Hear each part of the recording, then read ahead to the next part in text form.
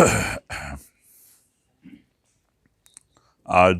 कर्म सिद्धांत के बारे में कुछ बताएंगे।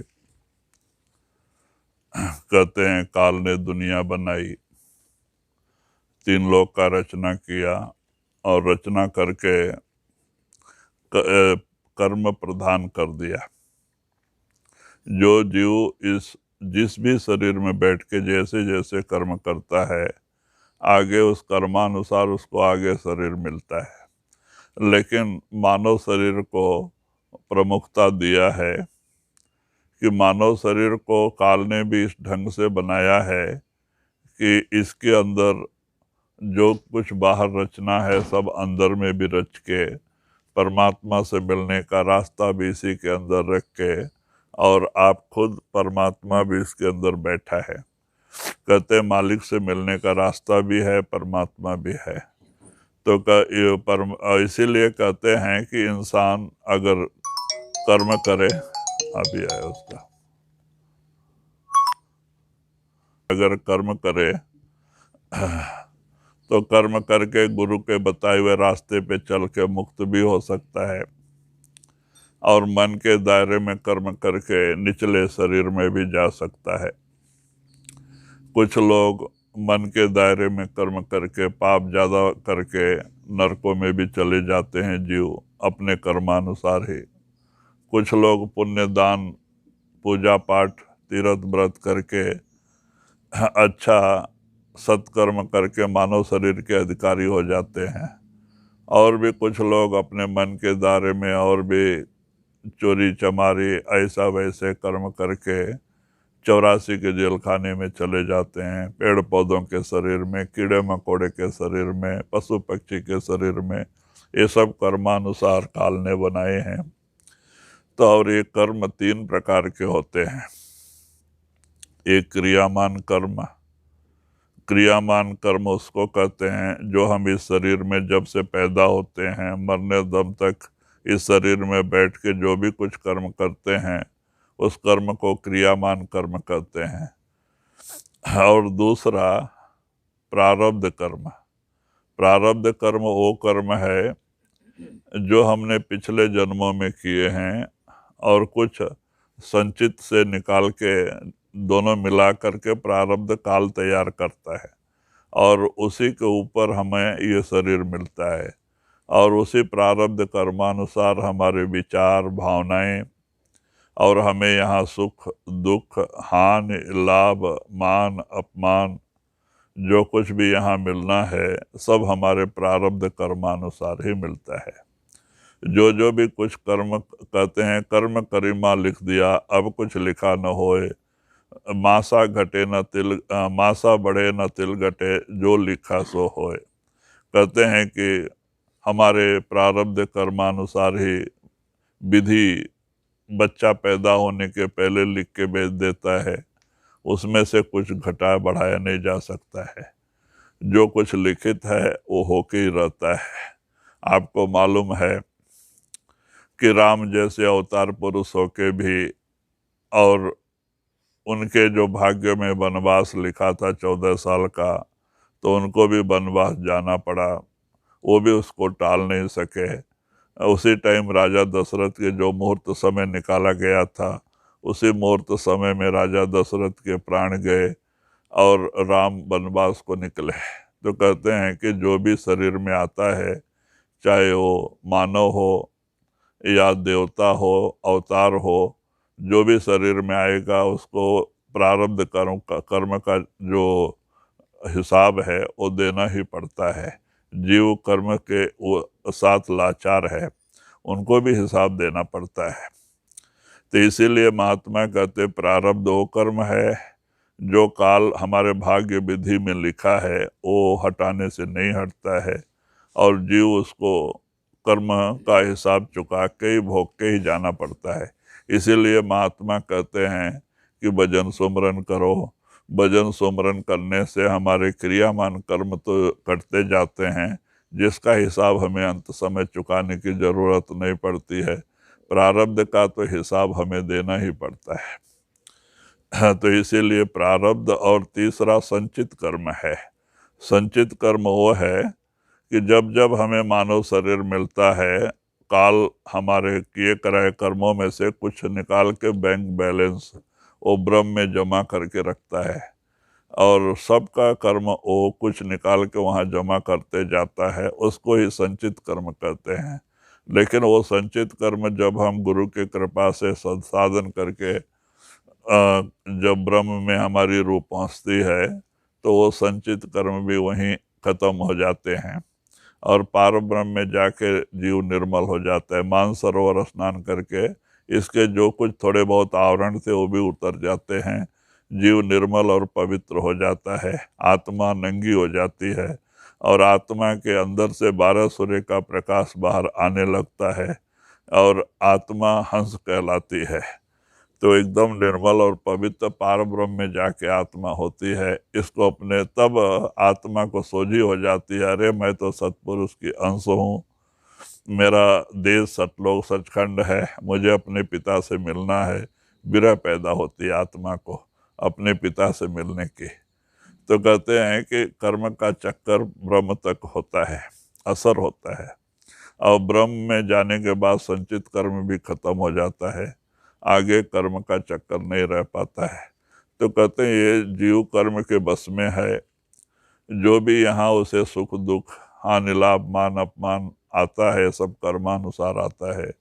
लेकिन हाँ, परमात्मा ने जीव को आगे बढ़ने के लिए स्वतंत्रता दी है। अगर जीव मेहनत करता है और अपने परिश्रम करता है और अपना कुछ लगा के आगे बढ़ने की कोशिश करता है तो जरूर बढ़ सकता है। ऐसा कुछ लोगों ने भी देखे। आपको एक प्रमाण के हिसाब से बताएंगे कि अब्दुल कलाम एक केरला में एक झोपड़ी में पैदा हुए थे, मजदूरी करने वाले के घर, जिसको खाना खाने के लिए भी पैसा नहीं था। लेकिन जब बच्चा 5 साल का हुआ तो सोचा कि माँ बाप तो पढ़ाई लिखाएंगे नहीं, तो 20-25 पेपर लेके जाके अगल बगल का घर में दे के आता था, जो पैसा मिलता उससे पढ़ाई करता, किताब कापी लाता था, ऐसे पढ़ाई करता था। जब बड़ा हुआ तो थोड़ा और ज़्यादा पेपर, 100-200-300 पेपर मेहनत करता था, 2 घंटा सबको बांट के आता था, जो पैसा आता था उससे पढ़ाई करता था। लेकिन उसको पढ़ाई का शौक था और उसने मेहनत किया, तो हमारे देश का एक वैज्ञानिक बना, आविष्कारक बना।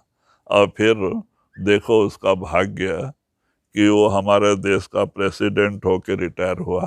प्रेसिडेंट कहते हैं राजा को, इंडिया का राजा। हाँ, तो कहते हैं जब वो राजा बन गया, प्रेसिडेंट बन गया, तब उसको ख्याल आया कि अब तो मैं प्रेसिडेंट हो गया, मैं रिटायर होऊंगा तो सारा खर्चा गवर्नमेंट उठाएगी, तो हमारा जो पैसा बैंक में पड़ा है वो किस काम का, तो क्यों नहीं अपने रहते उस पैसे को मैं हटा दूं। तो उसने जाके गांव में एक दोस्त था जिससे वो हमेशा सलाह लेते थे, तो उस दोस्त से जाके सलाह लेते हैं कि भाई अब तो मैं प्रेसिडेंट हो गया, देश का राजा बना, तो अब मुझे कुछ कमी तो है नहीं, मैं रिटायर होऊंगा तो खर्चा गवर्नमेंट देगी, तो अब मेरा वो पैसा बैंक में पड़ा है और क्या फ़ायदा। तो बोले महाराज तो आप क्या करना चाहते हैं? तो मैं चाहता हूँ कि जहाँ स्कूल नहीं स्कूल बनवा दें, जो गरीब बच्चे पढ़ नहीं सकते उनको पढ़ने के लिए बंदोबस्त कर दें, जो लड़कियों का शादी नहीं हो पा रहा है उनका शादी करा दें, ऐसे में बांट दूँ। तो बोले बड़ी अच्छी बात है, क्योंकि मैं जाने के समय मेरा कुछ भी बाकी नहीं रहे यहाँ, मैं खाली हाथ आराम से जाऊं। देखो एक साधु के अंदर जो लक्षण होते हैं, ये लक्षण उनमें थे, कोई भी जात हो उनके गुण ऐसे थे। तो उन्होंने अपने सारे पैसे जो करोड़ों रुपए पड़े थे, वैज्ञानिक को पेमेंट कम नहीं होती है, आविष्कारक, तो उन्होंने सब बांट दिया, स्कूल के लिए, गरीब बच्चों के पढ़ाई के लिए, जगह जगह ट्रस्ट पे बनाया, कम बना के सबको ख़त्म करके, और लास्ट में आराम से शरीर छोड़ के गए। तो कहने का मतलब कि इस तरह से अगर उद्देश्य अच्छा है, हमें आगे बढ़ने का शौक है, अगर हम मेहनत करते हैं तो हम आगे भी बढ़ सकते हैं, क्योंकि ये नर नारायणी शरीर है, हम इसमें जो कुछ मांगते हैं सब मिलता है, लेकिन मेहनत, परिश्रम अखत अहज परिश्रम से। हाँ, तो कहते हैं इंसान कितना भी आगे बढ़ सकता है। अगर आप भजन सुमरन करते हैं, अंदर जाना चाहते हैं तो आप अंदर भी जा सकते हैं। आप मालिक से मिलना चाहते हैं तो मालिक से भी मिल सकते हैं। नहीं तो आप मन के दायरे में कर्म करके 84 के जेल खाने में भी जा सकते हैं। मालिक ने स्वतंत्रता दिया है कि आप कुछ भी करो, आपको कोई रोक टोक नहीं है, आपकी मर्जी। हाँ, मालिक अपने अंदर बैठा है लेकिन वो कोई टोकता नहीं है।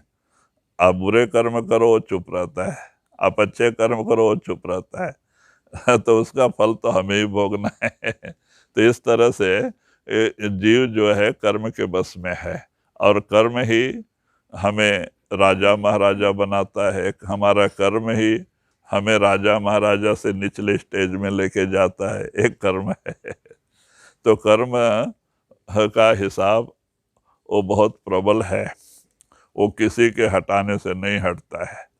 तो इसीलिए महात्मा कहते हैं कि ऐसा कर्म करो, ये नर नारायणी शरीर है, ऐसा कर्म करो कि फिर आपको यहाँ दुनिया में पैदा होने की जरूरत ना पड़े, इस दुख से छुटकारा पा जाओ और अपने घर पहुंच जाओ, अपने पिता परमात्मा से मिल जाओ। वो कर्म क्या है?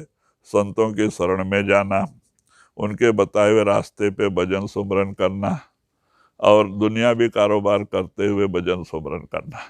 तो इससे हमारा यह लोक और परलोक दोनों बन जाता है, और हमें फिर दुनिया में आने की जरूरत नहीं पड़ती है। तो ये कर्म ही है जो हमें आगे लेके जाता है, कर्म ही है हमें जो पीछे ढकेलता है, कर्म ही है जो हमें दुख और मुसीबत में पहुंचाता है। तो कर्म, ये इसीलिए कर्म भूमि कहा है। तो इसीलिए तुलसीदास ने रामायण में भी लिखा है कि कर्म प्रधान जगत कर राखा, जो जैस करे तो तस फल चाखा। वो कालकर्ता ने दुनिया बनाई लेकिन कर्म प्रदान कर दिया है। जो जीव जैसे कर्म करता है उसको वैसा ही फल मिलता है। तो इसीलिए जीव को आगे बढ़ने के लिए भी मानव शरीर में अधिकार है, जीव को पीछे हटने के लिए भी मानव शरीर में स्वतंत्रता है। तो इसीलिए महात्मा कहते हैं कि भाई देखो, ये नर नारायणी शरीर है, ये 84 के से निकलने का अच्छा मौका है। फिर ऐसा मौका आपको बार बार नहीं मिलना है, तो ऐसा काम करो कि आपका यह लोक भी सुखी हो और आगे परलोक भी बन जाए। तो कहते हैं कि दुनियावी कारोबार करते हुए ज़्यादा से ज़्यादा भजन सुमरन करने की कोशिश करें, या तो सुमरन करते हुए कारोबार करें, तो हमारा यह लोक और परलोक दोनों बन जाएगा। फिर हमें इस दुनिया में आने की ज़रूरत नहीं पड़ेगी। हमारा प्रेम प्यार गुरु के चरणों से जुड़ा रहेगा। तो अंत समय में गुरु आएंगे, शरीर छोड़ने के समय दर्शन दे के ऊपर के मंडल में ले जाएंगे। हमें फिर यहाँ पैदा होने की ज़रूरत नहीं पड़ेगी। अगर हमारा पकड़ दुनिया से ज़्यादा होगा, हमारा लगाव ज़्यादा होगा, मोह मोह ज़बरदस्त होगा, तो फिर ये मोह और ये बंधन हमें दुनिया में फिर पीछे लेके आता है, फिर मानव शरीर में, माने कि निचले शरीर में भेज देता है।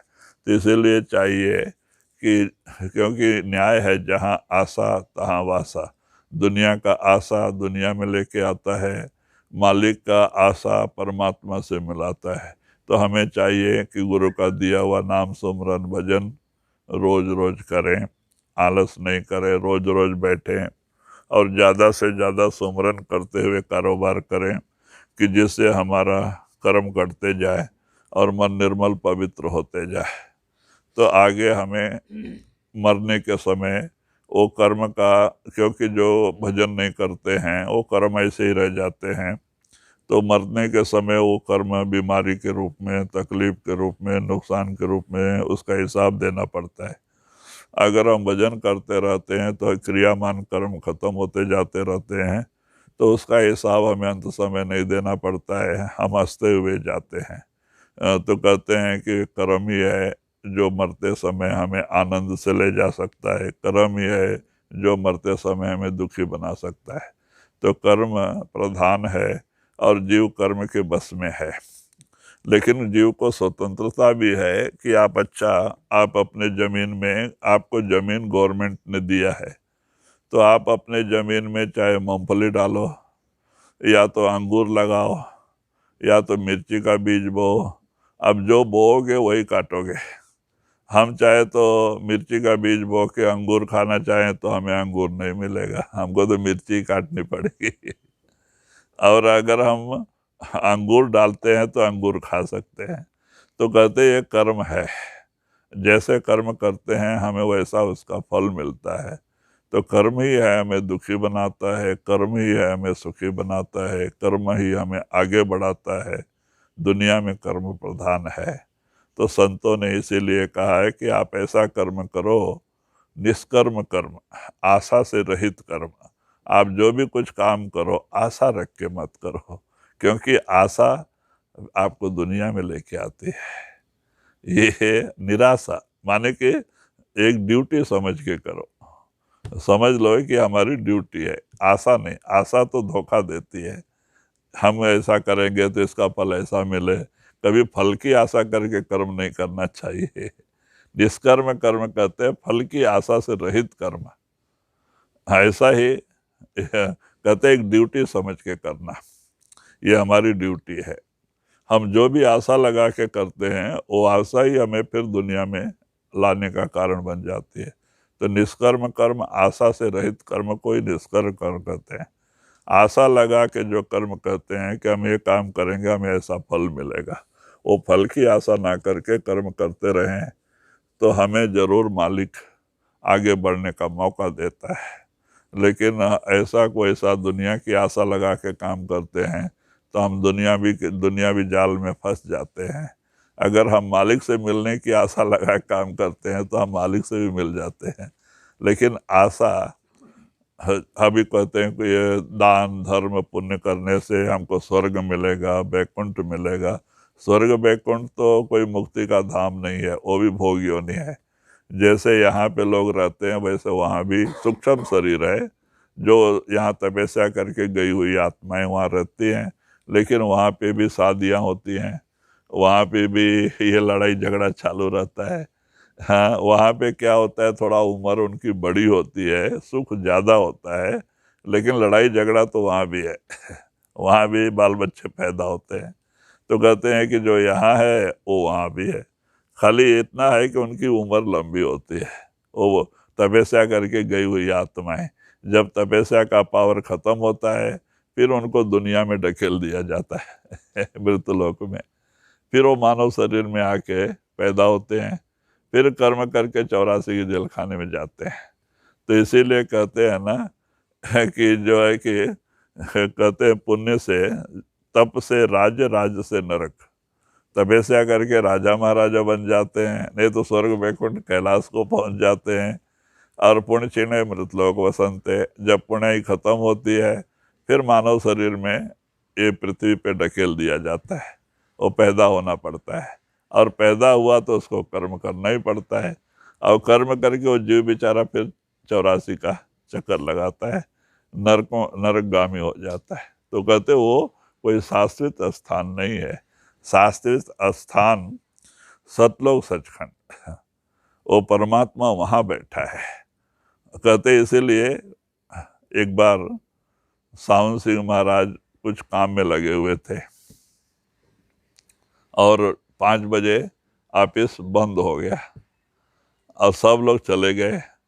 तो केहर सिंह जो सावन सिंह महाराज जी के दोस्त थे, तो दोनों मिल के आते थे, दोनों मिल के जाते थे। तो दोनों उसी ऑफिस में काम करते थे, इंजीनियर थे वो। तो केहर सिंह बोलते हैं कि चलो यार टाइम हो गया है। दोनों दोस्त थे, उस समय संत तो नहीं थे ना, ड्यूटी कर रहे थे, तो एक मामूली इंसान है। तो कहते हैं चलो यार टाइम हो गया, सब चले गए। तो कहते हैं थोड़ा एक 10 मिनट काम है, पूरा करके जाएंगे तो अच्छा है। कहते हैं हाँ। तो वो हाँ, अच्छा नहीं नहीं, ये केहर सिंह काम कर रहे थे।